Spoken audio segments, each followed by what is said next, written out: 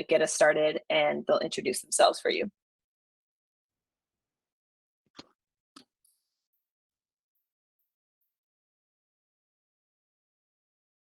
All right. I'll get started. Hello, everybody. I'm Greg Garcia. I'm the Executive Director of the Cybersecurity Working Group of the Health Sector Coordinating Council.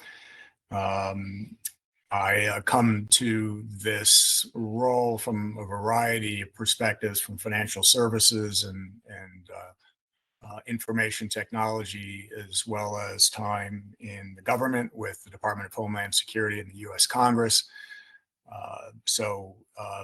What we find in cybersecurity, of course, is it is a shared challenge across all public and private sectors. So we've got a lot to talk about today. I'll hand it over to Axel. Yeah, thanks, Greg, and yeah, thanks for doing this today. My name is Axel Worth. I'm the Chief Security Strategist here at MedCrypt. Have been working in cybersecurity for about 15 years and increasingly focusing on medical device security, which then eventually brought me to HSCC, and Greg and I, we've worked together on a number of projects. Today, I'm the MIA sidekick here. So Greg, thank you for joining us today and taking the lead on the presentation. With that, it's all yours. Okay. Thank you, Axel. And once again, hello, everybody. So let's go to the next slide, please, and the slide after that. I'm going to just give you a quick overview of what is the Sector Coordinating Council. This just gives us a level setting, but particularly for those of our audience members who are not in the United States. Healthcare is critical infrastructure. It is designated as critical infrastructure by the government. We are one of 17 designated critical infrastructure sectors. That means everything that the public, the nation depends upon for our homeland security, our national security, our economic security, and of course, in our case, public health and safety. And it's designated by this whole policy foundation that you see here. It's 20 years of presidential executive orders and congressional statutes that basically all say the same thing as they've been updated over the years, that these critical sectors like healthcare, like financial services, telecommunications, electricity, water, many more, that these critical sectors face many different systemic threats, natural threats like a pandemic or severe weather events, or man-made threats like terrorism or active shooters, or in our case, cyber attack. And because these critical sectors are primarily owned and operated by private industry, that is us in the sector councils, it is up to us to organize ourselves around identifying and mitigating these threats together and with the government. So this whole policy foundation that you see sets up a public-private partnership between industry organized sector coordinating councils. And again, there's a sector coordinating council for every critical sector. I in fact, helped lead the financial services sector coordinating council several years ago. But these sector coordinating councils serve as industry advisory organizations to ourselves in the industry and to the government, so that together in a partnership, we are working on ways to identify and mitigate these systemic threats, knowing that in many cases, we are regulated by the government. They're telling us what to do. But in many other ways, regulation is limited in its ability to address evolving threats and evolving technology. And that we need to be more creative, more resilient as a partnership between industry and government to keep up with these threats. So that is what the Sector Coordinating Council is. Next slide, please. And then the Health Sector Coordinating Council is concerned about all kinds of threats, as I mentioned, physical and cyber. We are the Cybersecurity Working Group. The Cybersecurity Working Group is this profile that you see here. 438, probably 440 by now. It seems to go up every week as more organizations understand that A, the threat is not going away, and B, there's something that we can do about it. None of us individually is as smart and effective as all of us collectively, and that is the underlying principle for all of the sector coordinating councils to harness the collective energy, the collective resources and expertise of the owners and operators of the sector to figure out how to do this better, understanding that we are interconnected, interdependent, and we have to do this together. So this is the principle behind the Cybersecurity Working Group is that it is large and growing across the subsectors. When we think of healthcare, of course, it is not just the health providers, the hospitals and clinics, but it's the medical technology companies where a lot of you are representing, the pharmaceutical companies, the plans and the payers, the health IT companies, public health. So for us to be effective, we need to have this cross-industry representation. And as that slide shows, we also have government membership, government leadership and participation with several offices within Department of Health and Human Services who partner with us. Let's go to the next slide. And of course, we have to have a strong governance foundation, strong leadership. And this is our executive committee, which is elected by the general membership to 3-year terms.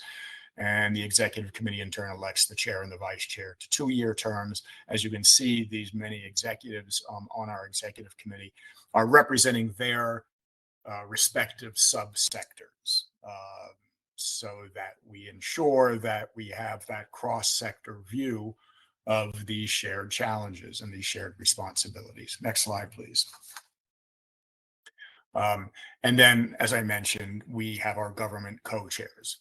So this is very important that, again, while we are regulated, this is not a regulatory exercise. This is a give and take of ideas and coordination and planning and decision-making between industry and government. So these 3 offices within the Department of Health and Human Services, these are the government co-chairs of the Cybersecurity Working Group. We meet with them on a regular basis, formally every month, but informally several times a week by email and phone and text to be sure that we are, as much as possible, in sync with each other. Next slide, please. And the next slide after that. So the sector goals. What is it that we're trying to accomplish? As you'll see in later slides, we have spent the last several years in the membership in a task group structure to develop a whole range of cybersecurity best practices specifically for the healthcare sector in a range of disciplines. And many of them, several of them, are focused specifically on medical device security. And I and Axel will go through that a little bit for you. Indeed, we have published 27 best practices, and I'll point you to the website that will from which you can download for free all of any of our best practices documents. 27 of them have been published so far, 3 more in the works before the end of the year. And you will find that it is again, very actionable. We say it is by the sector for the sector. It is by the owners and operators, the practitioners in healthcare organizations who are bringing their best practices to the table to share with the rest of the industry. Now, we've spent the last 5 years doing this, but we also know that the healthcare industry has changed a lot over the past 5 years, and it's going to change more over the next 5 years. We've spent the last 18 months developing and published in February our 5-year cybersecurity strategic plan. That is, how do we need to be more secure? How do we need to go from critical condition in healthcare cybersecurity from a few years back to stable condition in healthcare cybersecurity by the year 2029? What does that look like? So that is our 5-year strategic plan. We published in February. Now we need to actually make it happen. We need to make it real, and that is a phase 2 of how we need to organize ourselves toward actionable improvement and actionable resources and best practices for how we get to that state of security. So that's really priority number 1. Number 2 is the Change Healthcare attack in February. I would say was not a wake-up call, but it certainly put a punctuation mark on the need for us as a sector to be able to identify all of those critical utilities and services, all of that plumbing under the floorboards of the healthcare infrastructure that we depend upon in order to ensure the delivery of patient care and the reimbursement and the manufacturing of our supply chain. We will be working with the government to map the sector, to assign risk to some of those critical services and utilities that could be single points of failure or choke points where there is low redundancy or no redundancy, similar to the Change Healthcare attack, and be sure that we are not caught flat-footed again. So we need to get this done as soon as possible by the end of the year. So we'll be focused on that. And then priority number 3 is to continue with our ongoing work, developing best practices as new challenges emerge, cross-sector challenges. So that's really what we're going to be focusing on. Let's go to the next slide. And I'll just, the 5-year strategic plan, again, published in February. That QR code will take you right to it. It's an easy read, but basically, as I said, we needed to look ahead over the next 5 years. Go to the next slide, and please, and really determine what are the big trends. What's going to be what do we expect to be happening in healthcare, in the healthcare industry over the next 5 years?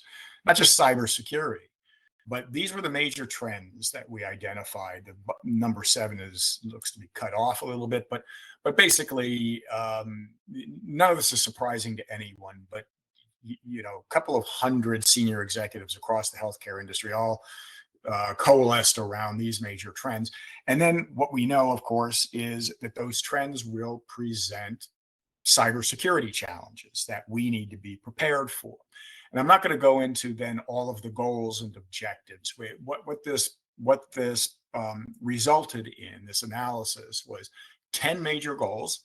That is an end state for what we expect to see in 2029, and then 12 implementing objectives. What do we have to do in order to achieve those major goals? And again, it's across the range of things. A lot of medical device security, incident response, supply chain management, workforce development, a whole range of areas that we need to address and improve upon. Next slide, please. And if we succeed, then we would like to be able to say in the year 2029 what healthcare looks like. If you go to the next slide, please, Kate, and we'll just show you what the target future state should be. And that is, cybersecurity in healthcare ought to be reflexive. It ought to be a part of business as usual. And then column 2, all of the technology and software that we use is secure by design, by default, and by implementation. Chief information security officers, pillar number 3, they should not have to continue to grovel for resources. It is owned by the executive leadership and by the boards of healthcare organizations. Cyber safety net is simply a way of saying the small underserved providers and the companies serving them are not going to be left behind, regardless of the fact that they don't have the resources or the expertise. We will provide a cyber safety net. because often we are vulnerable to the weakest link in our infrastructure. Cyber competence is about, of course, workforce development, not just building the pipeline of cybersecurity expertise and personnel, but that everyone in an organization understands that they have a role to play in cybersecurity as well, as minimal as it may be. And then finally, 911 cyber civil defense is a way of saying, can we evolve to something like a beehive or an ant colony where incident response, we're defending and counterattacking against the adversary, against intruders, is something that we do reflexively and instinctively, collaboratively. 911 cyber civil defense. So that's what the future state looks like in 2029. That's going to be our big priority. Let's go on to the next slide, please. And then the next slide again. I mentioned the sector risk mapping, the whole change healthcare impetus for this. And it's basically, I've already said this, the main objective is the box on the right.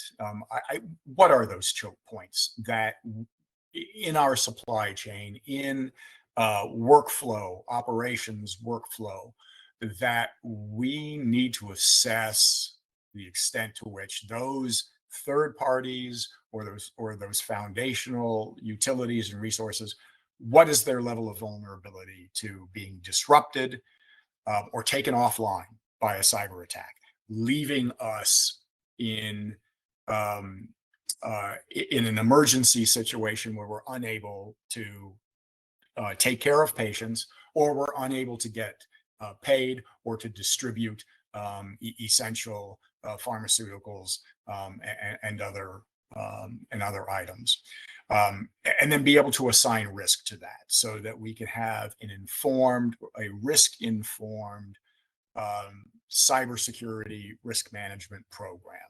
And to do that, not just on an enterprise by enterprise level, because every enterprise, every hospital, every med tech company, every pharma company, they have to do that anyway. They do that as a matter of business operations, good supply chain risk management. But how do we do that at a national scale? How do we do that collectively? This is really what we need to do. The White House has asked the Department of Health and Human Services, and in fact, all of the federal agencies that deal with critical infrastructure, the White House has asked them to work with their industry counterparts to be sure that we have a forward-looking risk management approach to reducing the likelihood of future change healthcare-like events. Let's go to the next slide, please. All right. So this has been the bread and butter of the Cybersecurity Working Group of the Sector Coordinating Council over the past 5 years, and that is this task group structure. This slide and the next slide together show nine task groups that are active right now. We have probably stood up and disbanded 16, 17 task groups since the year 2018. These task groups are established to develop a specific deliverable, to publish it, and then to disband unless there's a reason to keep working on a version 2 or whatnot. But as you will see on this table, every task group is co-led by at least 2 industry organizations and 1 government organization. So we have that cross-sector perspective and government perspective.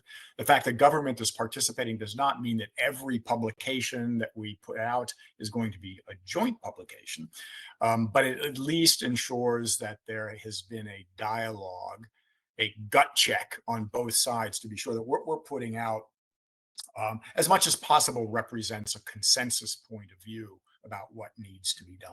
Next slide, please. And the next slide after that. The next slide is just another task group. All of these are available to members as they join, available to them to participate and contribute. And the output of those task groups is all of this right now. As I said, since 2018, 2019, we have published 27 and more to come documents. One of them is actually a video training series, Cybersecurity for the Clinician. But all of these are by the sector, for the sector, freely available, some very extensive. Managing legacy technology security, for example, that was second up from the bottom left. 120 pages, I think, very involved, representing 2.5 years of discussions and indeed negotiations between major medical technology companies and health providers to say who is responsible and accountable for the security, the cybersecurity of medical devices as they age in the clinical environment, throughout the life cycle of those devices in the clinical environment. Very eye-opening on both sides for how business is done in a health provider, hospital, or a medical technology company. A true model of collaboration, where before there was not always seeing eye to eye about who's responsible and accountable. Anyway, that QR code there, click on that and that'll take you right to all of our publications. Again, these are all freely available to all of you. Next slide, please. And just a quick heads up on more to come. As you can see there, model contract, that's coming up. This will be version 2. Very interesting. This was also a very deep and extensive negotiation. What are the most common cybersecurity terms and conditions in a contract between a medical device manufacturer and a health delivery organization? What will each side reasonably be held accountable to, committing to, in terms of managing either the development of security in the medical device at the start and the management of it in the clinical environment? So those are just examples of more to come. And, I began this segment of the slide as to how you can, how we execute and how you can participate. So it's important to know that as a industry advisory committee to the government, we need to be representing any organization. We need to involve any organization that is an owner operator, especially if you are a regulated entity, either by FDA or by HHS. If you meet the definition of what is a critical healthcare entity, you can and should be a member of the Sector Coordinating Council, and we do not, and indeed we cannot charge dues, because as an advisory council to the government needs to be able to work closely with this industry organization without regard as to whether companies' members can afford to pay dues, right? So that's not how the government works. They need to ensure that anyone who meets the requirements can be a member of the sector council. So that's just a point to the participants here that you are welcome to join the Sector Coordinating Council, provided you are a regulated medical device company or a health provider or anyone else.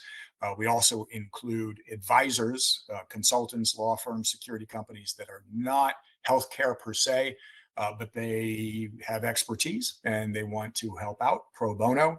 We cap that membership at 15% of the overall membership, but the advisor category can be often very helpful. So do look into that. Go to healthsectorcouncil.org to the contact page if you are interested, and we can talk about how you might participate. But let's get to the meat of some of our work here. And go to the next slide, and I'm going to hand it off to Axel to talk about one of our flagship products, first published in 2019, the Joint Medical Device and Health IT Joint Security Plan. And it was just recently updated in a version 2. And Axel is going to walk you through some of the highlights of this document, and show you some other publications in medical device security that you might also find of interest. So Axel, take it away. Great. Thanks, Greg. Appreciate the overview. And also certainly many thanks to the effort and the passion you've put behind all things HSCC over the last couple of years. I've been involved in many projects and I've seen you drive a group of volunteers to produce something valuable, like, for example, the Joint Security Plan in its second version. As Greg mentioned, there was a first version that came out in 2019. And the purpose of the Joint Security Plan and the origin of the term joint in the title is really to look at cybersecurity not as an IT problem, but also not just as a medical device problem, but as a shared problem, right? And any organization that has taken on and built a cybersecurity program is aware that it's never limited to just the device. It's never limited to a piece of software. It is always about what else is attached to the ecosystem, and that what else is other devices, is cloud services, is backend systems, you name it, they need to be communicated with. So, so the purpose of the Joint Security Plan is to promote transparency and security of products, right? Make medical devices more secure, not only by themselves, but also in the ecosystem they operate in. Guide manufacturers in best practices on how to stand up a secure development environment. It is not obvious on how to do that. It is not obvious on how to do that right from the beginning, and we'll talk about that actually in a little more detail in the next couple of slides. But also transparency around vulnerability communication. Right? What happens if a new vulnerability is discovered in devices out in the field? What happens if there's a security incident that impacts devices deployed out in the field?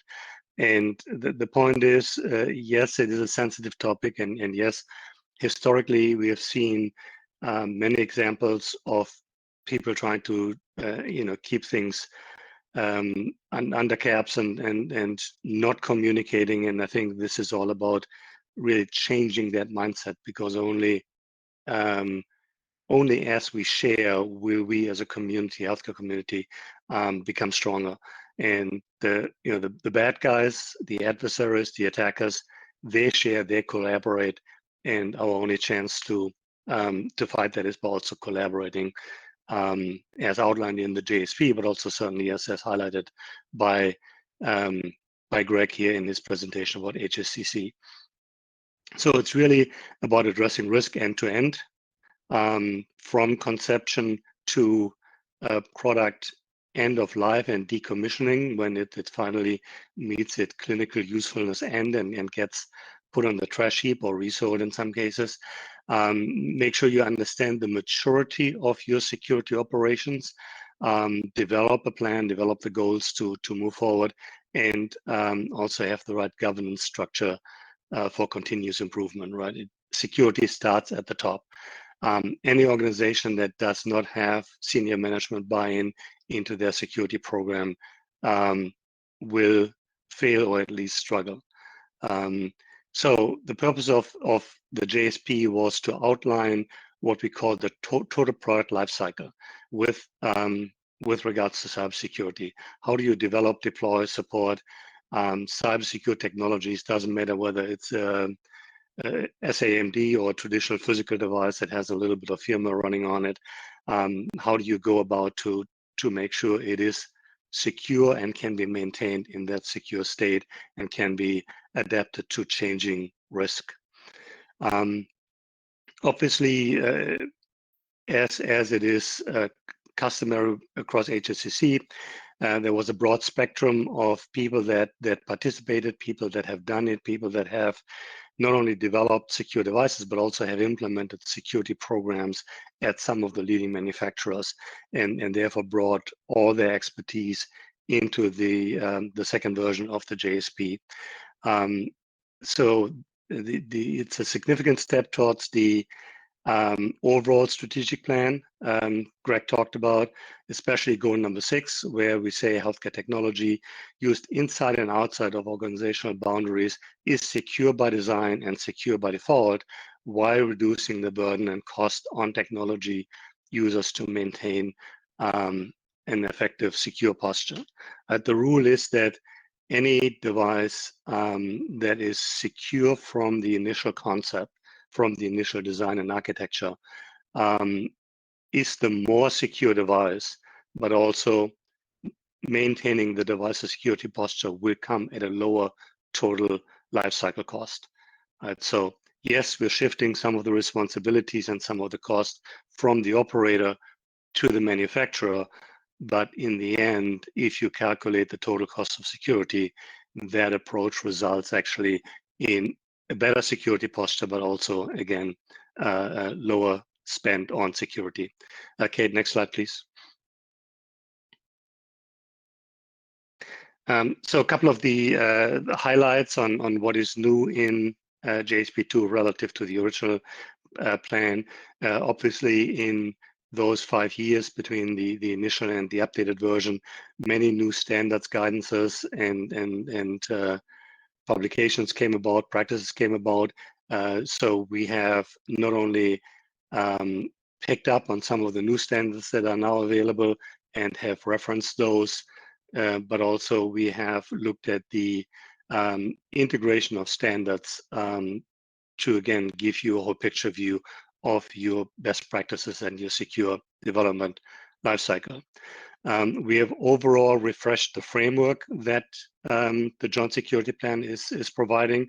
We have not fundamentally changed it, but we have provided more detail in some of the framework components, some of the activities that were listed in JSP1, and we've also addressed some areas where JSP1 was a little ambiguous in some of the explanation and statements, for example, around the difference between end of life, which is a manufacturer responsibility, as compared to decommissioning, which is a hospital responsibility when the physical device gets put on the scrap heap.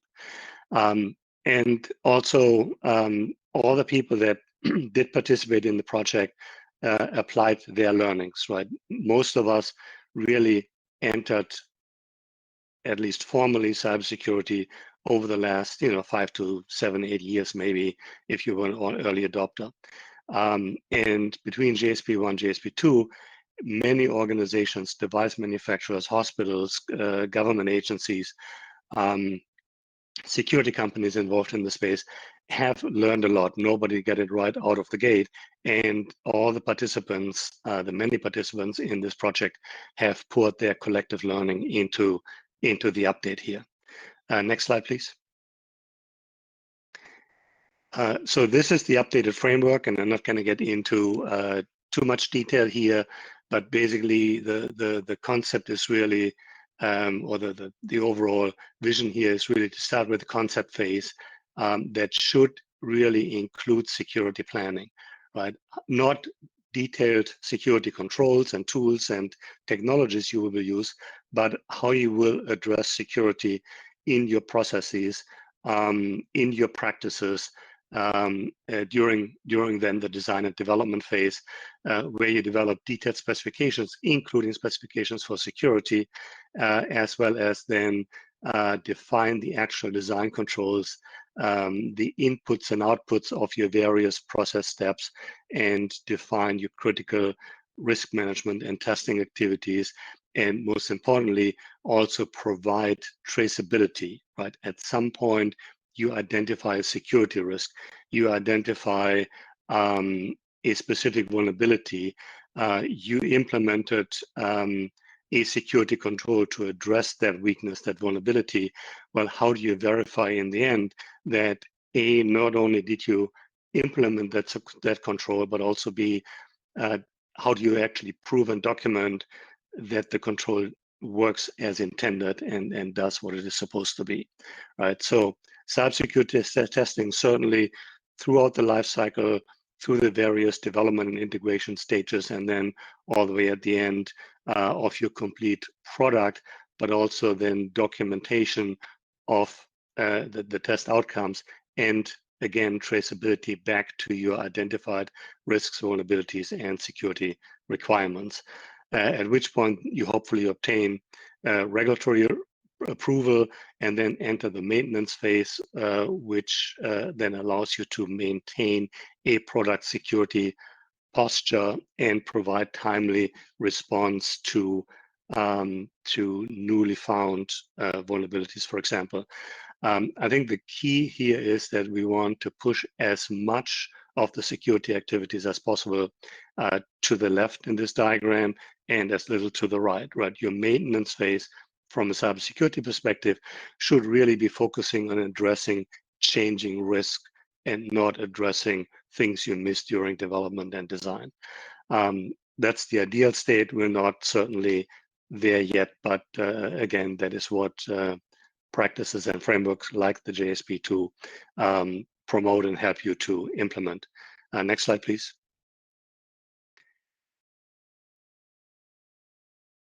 We also then included new in the JSP2 thinking about your overall progress and maturity.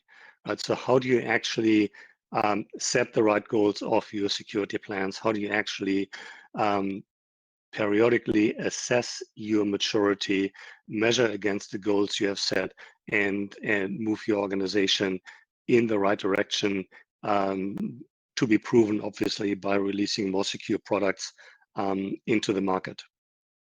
Clearly, everybody starts at a given baseline. You need to build your security muscles. You need to train your staff. You need to implement the right tools and processes. You can't do it out of the gate. That would bring your organization to a screeching halt, and you wouldn't produce any new products anymore. But you certainly would be advised to develop your overall strategic plan, your goals, and then continually measure against your goal, adjust, and move forward until you reach a final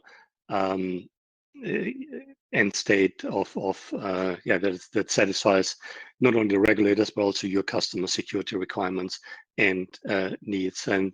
And to that point, MDRC actually conducted a survey across multiple medical device manufacturers and has published the benchmark results, and the link is here on the page, to see what is a good methodology relative to the joint security plan to measure your security maturity, to set the right goals and the right plan moving forward, and also to see how you stack up relative to the rest of the industry. Next slide, please.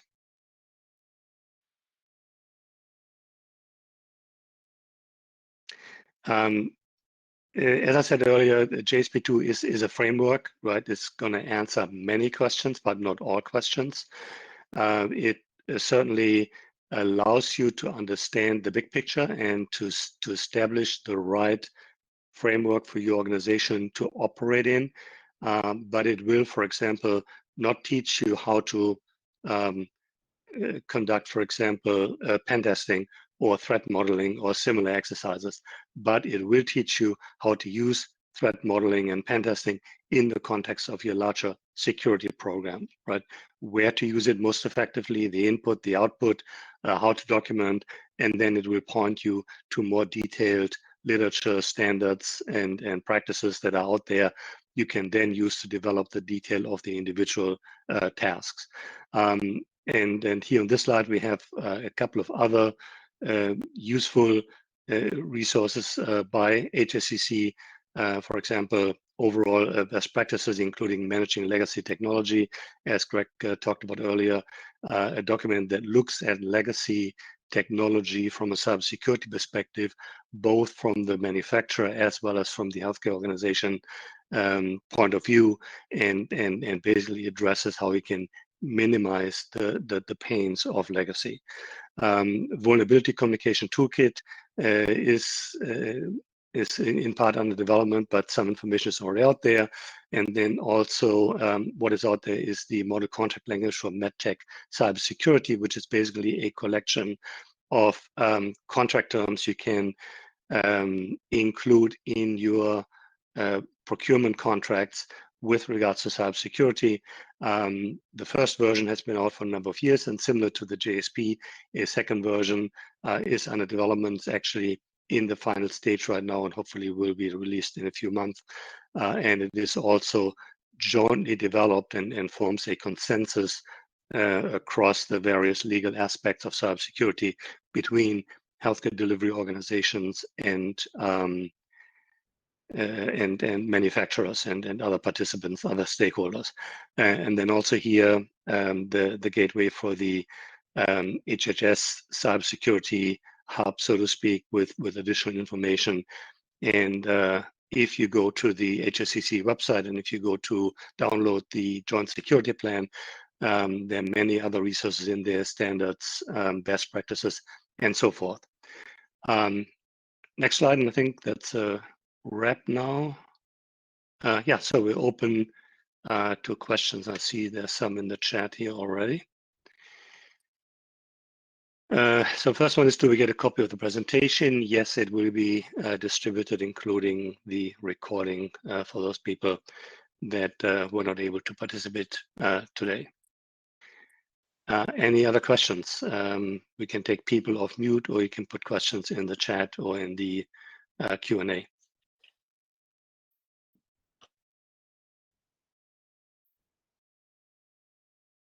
And while we're waiting, let me just do a shout out to both Axel and MedCrypt generally. I mentioned earlier that the council is primarily for the participation of the actual owners and operators, but that we have a small allotment for invited advisors, and recognizing the range of expertise within the consulting advisor community. And so I would just say MedCrypt and Axel have been model participants, contributors in that respect, asking nothing in return, just providing their expertise. And Axel's been participating heavily in a lot of these task groups on medical device security and has provided valuable advice and contributions. So thanks to Axel and to MedCrypt. Good, thanks, Greg. Appreciate that. Any questions from the audience? We seem to have the shy crowd today.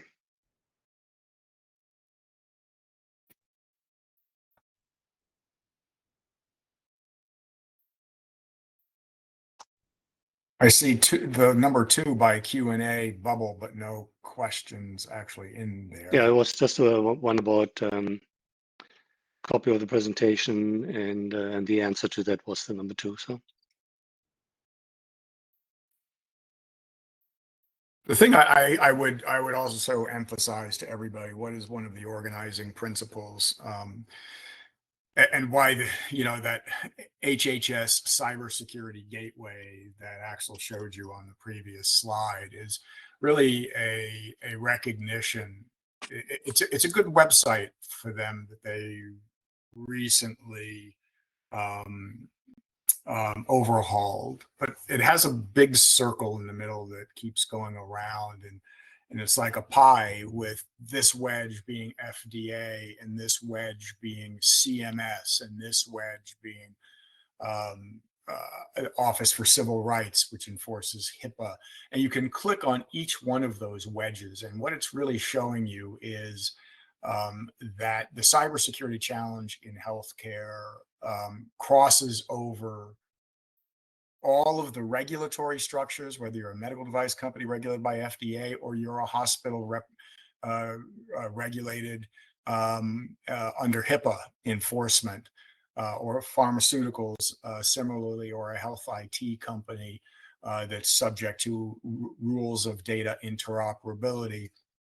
And it really gives us a holistic view of this shared challenge, that we really cannot just take medical device security in its own little silo without understanding the broader implications across the different components of the healthcare infrastructure.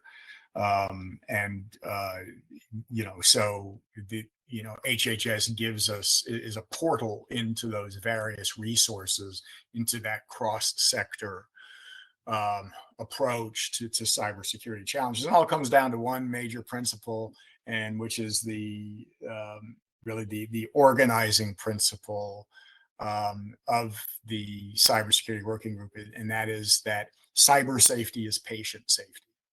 Every one of the organizations participating in the Sector Coordinating Council is here for that reason. And more as we see these these persistent ransomware attacks on the health provider community, that it's ultimately and increasingly resulting in the disruption of patient care. And so that is what becomes everyone's responsibility. I think that was the motivating factor originally when Mayo Clinic and Becton Dickinson got together to co-lead the Joint Security Plan Task Group back in 2017 is when they started, and then published in January of 2019. So that spirit of collaboration and shared responsibility has carried us forward throughout the ensuing 5 years and into the next 5 years. So I encourage all of you who are participants in this healthcare industry to join us.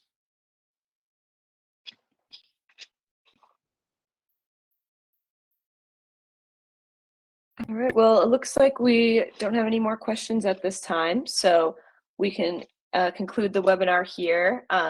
Thank you all for joining today. And if you have any further questions, please reach out to our speakers. Again, the copy of the presentation and the recording will be sent out after the session. And thank you again for joining, and thanks to Axel and Greg for hosting today. Thank you. Good to be with you. All right, take care, everyone.